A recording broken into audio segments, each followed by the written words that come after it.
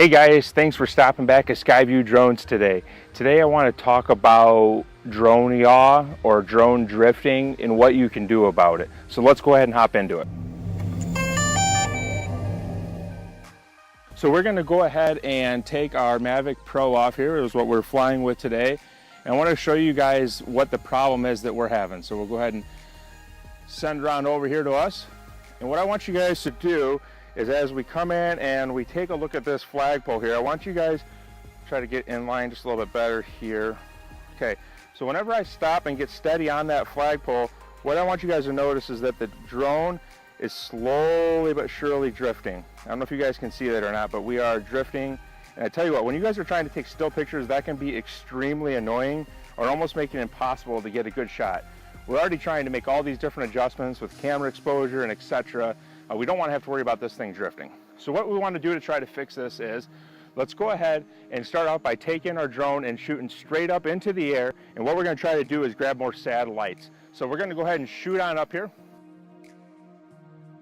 Okay, so we have reached our maximum altitude, which here in Illinois where we live is 400 feet. And so we now can see that we are still at 15 towers.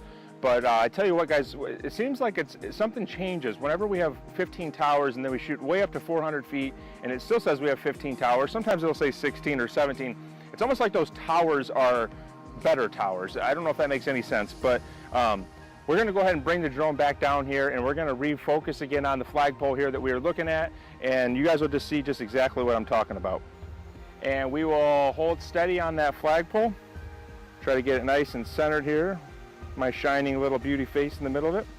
And you guys will see here that we do have a little bit of drift still, but I would say that the drift is significantly better.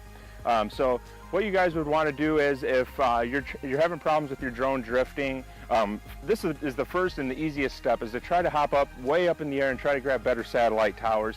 If that doesn't work for you guys, I am going to make another video on how to do the IMU calibration, compass calibration, and also how to hop into the computer system and completely wipe your drone clean, or get all of the old hardware, I guess, off of the drone and all your settings that you've played with, and put all brand new hardware basically back into the drone. So hope this works out for you guys. Thanks for tuning in again. We just hit 100 subscribers. That's awesome. I hope you guys are enjoying the videos, and stop back for the next one.